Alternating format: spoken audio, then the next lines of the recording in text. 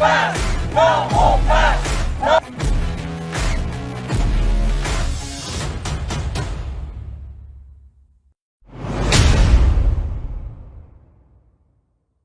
dans l'histoire qu'on accuse des gens en bonne santé de transmettre une maladie qu'ils n'ont pas. Ici, dans les manifestants, les militants, les patriotes de ce monde, personne n'a eu la COVID.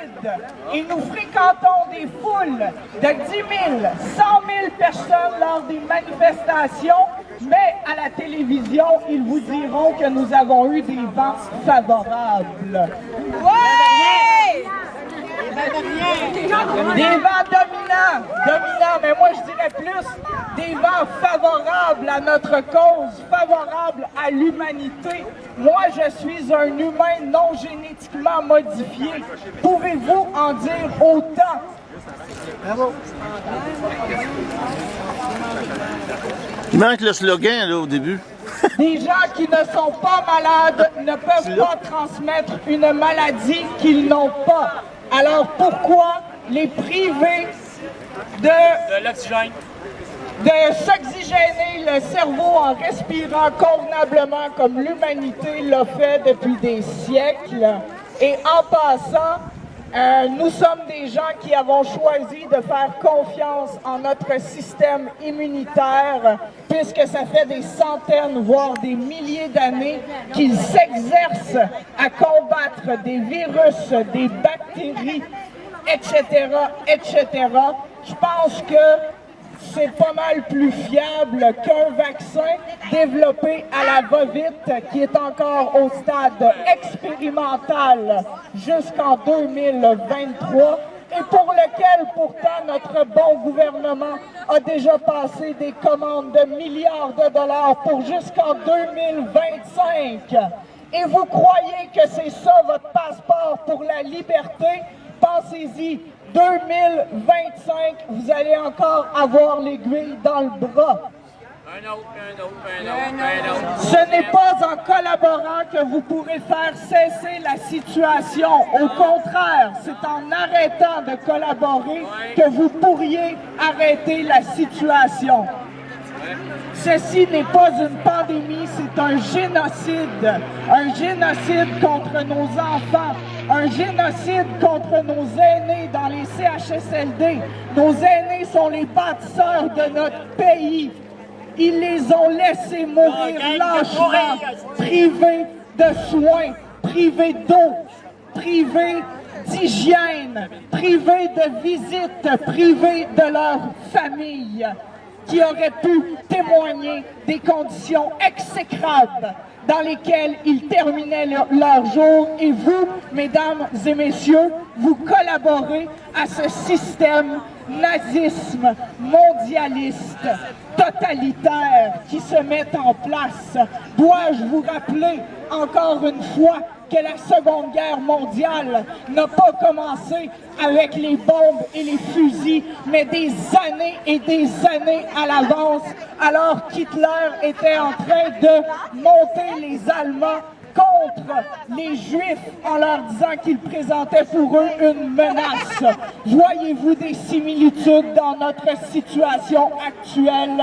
Moi, j'en vois beaucoup. Nous sommes déjà privés d'assister à des matchs de sport. Nous sommes privés d'aller manger. Manger, mesdames et messieurs, c'est un besoin vital et essentiel que de manger.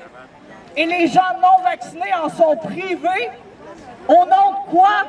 D'une fausse sécurité que vous n'aurez jamais avec l'injection.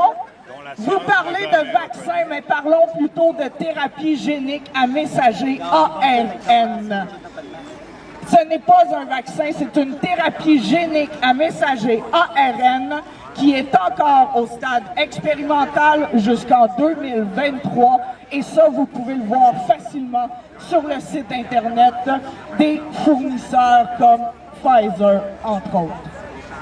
Et si vous pensez, je vais vous le répéter parce que C'est une stratégie, hein? Ils ont utilisé et développé toutes les stratégies de manipulation de masse pour vous convaincre de porter un masque alors qu'ils vous ont dit eux-mêmes que c'était dangereux pour votre santé et que vous risqueriez de vous contaminer vous-même avec votre masque en le touchant, en le mettant dans vos poches, en ne l'utilisant pas comme il faut.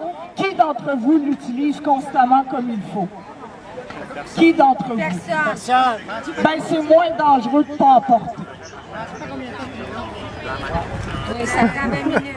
Là, next, c'est moi quelqu'un, ils vont s'évanouir, ils n'en peuvent plus, je le vois dans leur face. Je sais faire écouter ça, ça dure 1 minute. Dois-je vous rappeler que la Deuxième Guerre mondiale n'a pas commencé avec les bombes et les fusils, mais bien avec Hitler qui convainquait une majorité d'Allemands que les Juifs représentaient une menace pour leur nation, pour leur santé, pour le bien de leur peuple. Moi, j'y vois un grand parallèle à faire ici aujourd'hui, alors que les gouvernements et les médias vous ont convaincus que des gens qui n'avaient pas de maladie, des gens en bonne santé, pouvaient vous contaminer et étaient dangereux pour vous, alors que ces gens-là sont en bonne santé eux-mêmes et que vous-même, vous êtes en bonne santé. Ils ont instauré la peur d'un virus se servant du prétexte que vous ne pouvez pas le voir en gonflant des chiffres sous.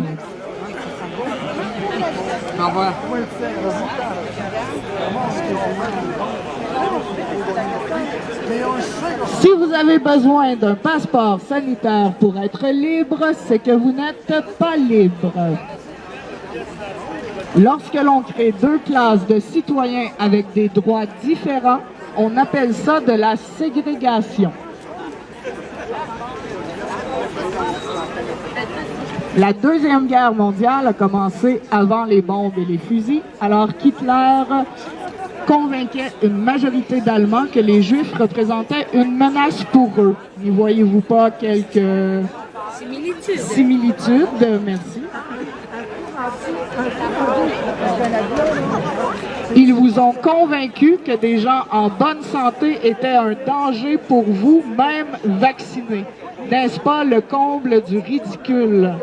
À quoi sert votre vaccin s'il ne vous protège pas des gens non vaccinés? S'il ne vous protège même pas des autres gens vaccinés? Alors, où est la nécessité d'avoir un vaccin? Si vous avez besoin d'un passeport sanitaire pour être libre, c'est que vous n'êtes pas libre. Lorsque l'on crée 2 classes de citoyens avec des droits différents, on appelle ça de la ségrégation. Est-ce que quelqu'un pourrait m'expliquer en quoi le vaccin est si nécessaire s'il n'empêche pas la transmission entre les gens vaccinés et les gens non vaccinés et entre les gens vaccinés entre eux? C'est pas moi qui ai inventé ça, c'est Dubé qui l'a dit à la télévision. Mais moi, je comprends pas. Peut-être c'est moi qui est pas vite, là, je sais pas.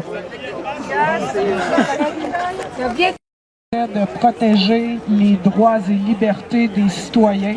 On essaie de protéger l'avenir de vos enfants parce qu'on n'a pas envie qu'ils soient obligés de vivre dans des bulles, qu'ils soient codés, qu'ils soient repérés par les caméras, qu'ils soient évalués avec le crédit social comme en Chine.